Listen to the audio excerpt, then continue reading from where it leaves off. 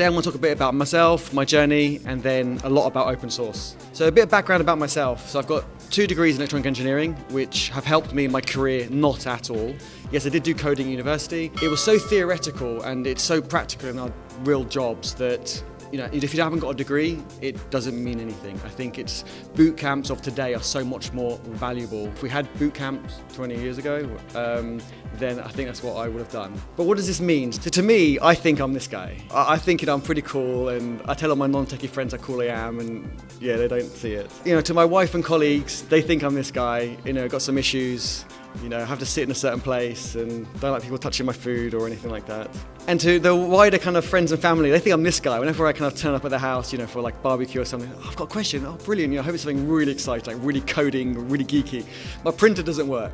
It's 2019. Why are you using a printer? I'll let you make your own thoughts. So we have a planning every 2 weeks for almost an entire day for the whole team. In those 2 weeks, we do have architecture discussions, usually during the planning day as well. We'll include some how we plan to build things and how we plan to split features up so multiple people can work on them, because you don't want to be stepping on each other's toes, and definitely keep tasks as small as possible. We do a lot of pairing, even with someone with over 10, almost 15 years experience. We still pair on a day-to-day basis. It's nothing to be ashamed of. I think you're always learning. And within our team, we're all full stack developers, but we all have our areas of passion or expertise. We all can work on any part of the code base. We don't protect any part of the code base. But a bit like in the army, when you have your, squad, you have someone who's a medic and someone who specializes in the team's morale or the team's health and so forth. So we do that. So you have someone who's passionate about performance, someone who's passionate about security, and they'll just have an extra focus on that, or automated testing or documentation. And it might change from team or to project. We're all writing automated tests and we're all writing documentation, but it's just that person, that's that extra focus. Every feature we write, we make sure it's automated tested, we make sure it's documented, and we make sure it is also deploys.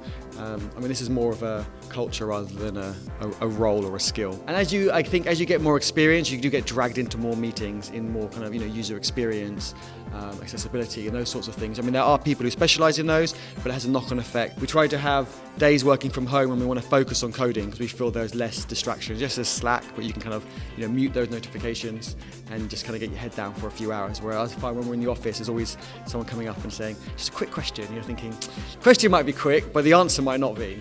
We try and do half our time in the office and half the time at home. So when I say documentation, I'm not saying writing a Word document. That is probably the worst thing you can do, because it's going to get out of date, you can't version it, and you've got all those challenges. So we're writing our documentations in something called ASCII docs, which is a bit like Markdown. And ASCII docs is very similar, just like Markdown on steroids. And then it generates a website or PDF. We generate a version on CI, so every time our CI builds. So we do all our work in a branch, and that includes all of this. And when we push it up, CI will build. It will run all of these. So it will make sure our code compiles. It will make sure the tests also pass. It will make sure the documentation builds correctly as well, because it could be a syntactical error in the documentation. It will make sure that it deploys. It will create a whole new environment and deploy it to make sure that deploy is successful as well. The feature will contain everything. Then someone else will review it in a pull request. That will get reviewed, and therefore the entire piece of work will get reviewed.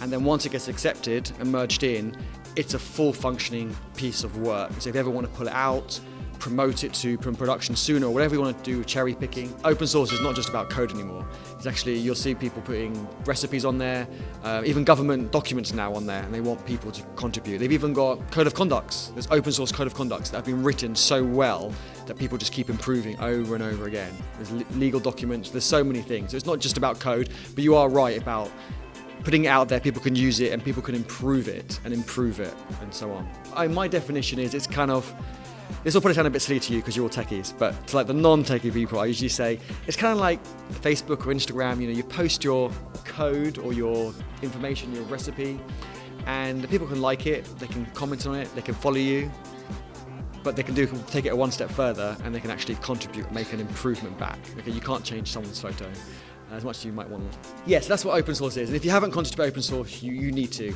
Has anyone noticed any mistakes in my slides? I tried to sneak a couple in, but I think one of my friends might have fixed a few already. Because my slides are coded and are open source. So if there's any improvements you can make to this, you can go make a change right now. That's the repo that has the code to do these slides. I code all my slides because then people can make improvements to them, people can comment on them, give suggestions, give me feedback. I don't have to worry about the PowerPoint doesn't work on this computer and this computer needs whatever. So it's just written HTML, CSS, and you can even do it in Markdown if you want, if you like Markdown. Reveal.js is the framework that I use. But if you haven't contributed to open source, there's 2 ways to really get involved, and I want to come to those 2 ways, but I want to say why you should get involved. It makes you more hireable straight away.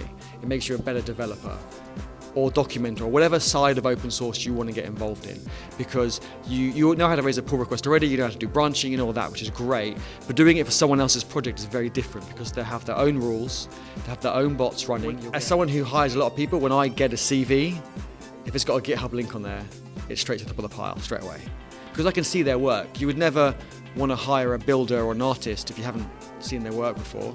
So if you're learning something, put it open source on GitHub. That's also really important, because I like to look back at people's work 3 months ago, 6 months ago, compare it to their work now, and make sure they've improved. I don't mind what state they're at now, it's have they improved over the last few months. That's more important to me than where they are now. Open source for you is really good. Open source for the businesses. I always try and encourage all the clients to open source their projects, because I feel that developers want to do a better job because your work's on show for your future employers, your colleagues, your network. Whereas if it's private, you think, oh, only these few people know about it. It's okay, it won't be so bad. And I hope to see you all at Hackathon soon.